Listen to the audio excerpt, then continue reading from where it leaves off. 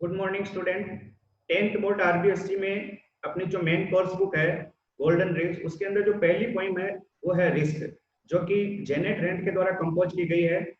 उस पोइम के अंदर सबसे पहले हम उसकी एक्सप्लेनेशन और शॉर्ट आंसर टाइप क्वेश्चन और लॉन्ग आंसर टाइप क्वेश्चन जो कि बोर्ड के अंदर आते हैं उसको समझने के लिए, उनको हल करने के लिए उस पोइम की जो थीम है, मेन थीम या अबाउट द पोइम जिसको हम कह सकते हैं सेंट्रल आइडिया, उसके बारे में सबसे पहले पढ़ेंगे, ताकि उसको पढ़ने के बाद में आपके जो भी क्वेश्चन बोर्ड के अंदर आते हैं उस क्वेश्चन के अंदर आपको इसकी बहुत बड़ी हेल्प मिल सकती है।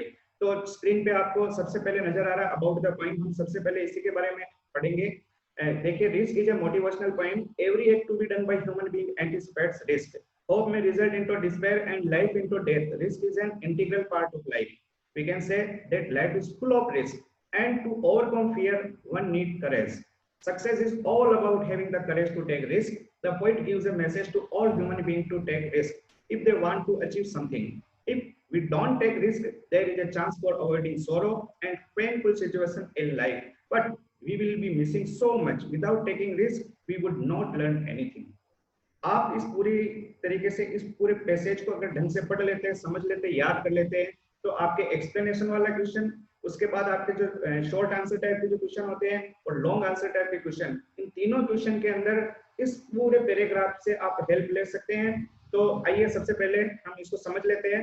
Risk is a motivational point. Motivational का मतलब होता है प्रेरणास्पद। ये एक मोटिवेशनल पॉइंट है जो कि जेनेट ट्रेंड के द्वारा आपको समझाई जा रही है।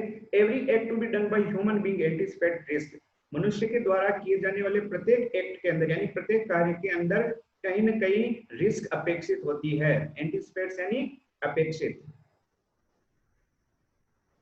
देखिए कैसे, होप में रिजल्ट इनटू डिस्पेयर। यदि आप किसी से आशा रखते हैं तो उसके अंदर आपको डिस्पेयर यानी किसकी रिस्क है? निराशा की रिस्क है, डिस्पेयर। यदि आप किसी से आशा रखते हैं तो उसके बदले में आपको निराशा प्राप्त हो सकती है, वो निराशा में कन्वर्ट हो सकता है। लाइफ इनटू डेथ, जीवन में मृत्यु की रिस्क है। Risk as an integral part of life, यानी रिस्क जो है वो किसी के भी जीवन के अंदर एक अभिन्न हिस्सा होती है। इंटीग्रल पार्ट यानी अभिन्न हिस्सा। We can say that life is full of risk. इस प्रकार हम कह सकते हैं कि ये जो हमारा पूरा जीवन है वो पूरा रिस्क से यानी जोखिम से भरा हुआ है। And to overcome fear one needs courage. और यदि इसके ऊपर ओवरकम करना यानी काबू पाना है तो वन नीड्स करेज, तो हमें किसी भी व्यक्ति को करेज की जरूरत पड़ती है। करेज का मतलब होता है साहस। बिना साहस के आप रिस्क पे काबू नहीं पा सकते, फियर पे, डर पे काबू नहीं पा सकते हैं। Success is all about having the courage to take risk. और सक्सेस पाने के लिए, सफलता पाने के लिए प्रत्येक व्यक्ति को साहस दिखाना पड़ेगा। किसका? टेक रिस्क, यानी रिस्क उठाने का। The point gives a message to all human being to take risk if they want to achieve something. कवि है जो वो अपने को मैसेज देना चाहता है, प्रत्येक ह्यूमन बीइंग को मैसेज दे रहा है कि उन्हें रिस्क लेनी चाहिए if they want to achieve something. Achieve का मतलब होता है किसी चीज को प्राप्त करना। अगर आपको कुछ भी चीज अचीव करनी है तो आपको रिस्क लेनी ही पड़ेगी। If we don't take risk, there is a chance for avoiding sore and painful situation in life। यदि आप रिस्क नहीं लेते तो यहाँ पे एक चांस तो बनता है कि आप किसी प्रकार के दुख से या पेनफुल सिचुएशन से, यानी दर्दनाक जो स्थितियां बनती है उनसे तो बच जाएंगे, अवॉइड हो जाएंगे, अवॉइड कर देंगे उनको। But we will be missing so much. लेकिन इसके बदले में बहुत सारी चीजें मिस कर देंगे, हम आगे नहीं बढ़ पाएंगे। Without taking risk we would not learn anything. बिना रिस्क लिए हुए हम अपने जीवन में कुछ भी नहीं सीख सकते, कुछ भी नहीं लर्न कर सकते। तो यहाँ पे कवि ने रिस्क की पूरी थीम बताई है कि रिस्क जीवन के अंदर बहुत ज्यादा आवश्यक होती है। अब आते हैं हम पोइम के ऊपर, यानी हमारा जो पहला स्टेंजा है इस पोइम का, उसको रीड करते हैं, उसके बाद उसको एक्सप्लेन करेंगे। To laugh is to risk appearing the fool, to weep is to risk appearing sentimental, to reach out the another is to risk involvement. यानी कि हंसने के अंदर मूर्ख लगने की, यानी अपीयरिंग का मतलब प्रदर्शित होना, प्रकट होना, प्रदर्शित होना, तो हमें मूर्ख प्रकट होने की रिस्क है। अगर आप हंसते हैं तो लोग आपको समझेंगे कि ये मूर्ख है, मूर्ख इसलिए हंस रहा है। To weep is to risk appearing sentimental. और यदि आप रोते हैं तो आपको लोग कहेंगे कि सेंटिमेंटल, बहुत ज्यादा भावुक है। तो ये एक रिस्क होती है। यदि आप रोते हैं तो आपको क्या समझा जाएगा? भावुक समझा जाएगा। To reach out for another is to risk involvement. यानी कि आप यदि किसी भी व्यक्ति की मदद करते हैं, to reach out for another, या किसी भी अन्य व्यक्ति के प्रति आप संलिप्त होते हैं, तो वहां पे आपको उसके इन्वॉल्वमेंट होने की रिस्क है, यानी कि आपको समझा जाएगा कि ये इसके अंदर ज्यादा इंटरेस्ट ले रहा है, ये ज्यादा संलिप्त हो रहा है। इन्वॉल्वमेंट मतलब संलिप्त होना।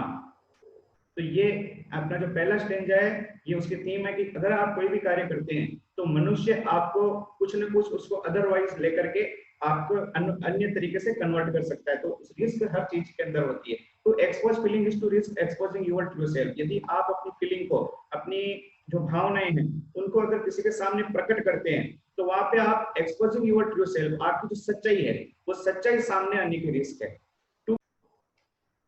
To place idea and dream before a crowd is to risk. यदि आप अपनी भावनाओं को, अपनी कल्पनाओं को, अपने विचारों को अन्य लोगों के सामने प्रकट करते हैं, उस विषय में बताते हैं, तो ये भी आपके लिए एक रिस्क है, एक जोखिम भरा कार्य है, क्योंकि लोग इससे आपको क्या समझेंगे? टू बी कॉल्ड नेव। नेव यानी नौसिखिया, अनुभवहीन व्यक्ति आपको कह सकते हैं वो। तो ये भी एक रिस्क है कि आप अपनी जो सपने हैं, आपकी जो भावनाएं हैं, उनको, आइडियाज है, उनको दूसरों के सामने प्रकट नहीं कर सकते, इसमें भी रिस्क है।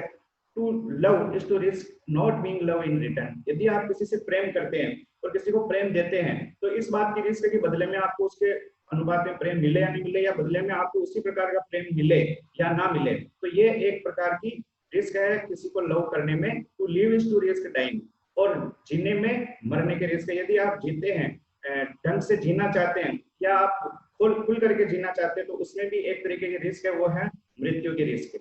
तो कभी यहाँ पे सारे प्रकार की रिस्क के उदाहरण आपको बता रहे हैं। चलिए नेक्स्ट में अपन चलते हैं। To hope is to risk despair. Hope कहते हैं आशा, और डिस्पेयर कहते हैं निराशा। यदि आप किसी से आशा रखते हैं, तो वहां पर भी आपको किस बात की रिस्क है? वहां पे आपको रिस्क है निराशा की। To hope is to risk despair. To try is to risk failure. यदि आप कोशिश करते हैं किसी भी चीज को अचीव करने की, या आप किसी भी चीज की ट्राई करते हैं, तो वहां पे मन में शंका रहती है, रिस्क रहती है, किस बात की? असफलता की, यानी फेलियर की रिस्क आपके ट्राइंग में रहेगी। But risk must be taken. लेकिन यहाँ पे कवि जेनेट रैंड आपको ये बात कहना चाहता है पूरी पुरजोर तरीके से कि risk must be taken. Risk अवश्य लेनी चाहिए, ली जानी चाहिए, because the greatest hazard in life is to risk nothing. क्योंकि इस संसार में, इस जीवन में, लाइफ के अंदर जो सबसे बड़ी रिस्क है, सबसे बड़ा हजार्ड है, हजार्ड कहते हैं जोखिम, यानी कि ये भी एक रिस्क का सिनोनिम्स है। सबसे बड़ी जो रिस्क है वो क्या है? रिस्क नहीं लेना। जीवन में रिस्क नहीं लेना ही सबसे बड़ी रिस्क है, ये जेनेट रैंड के द्वारा कहा गया। और यही इससे अपनी पूरी जो पोइम है उसकी सेंट्रल आइडिया है, उसकी थीम है।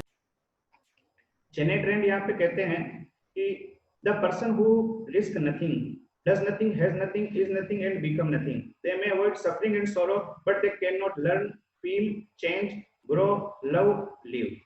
Chained by their certitude, they are slaves. They have forfeited their freedom. Only a person who risks is only free.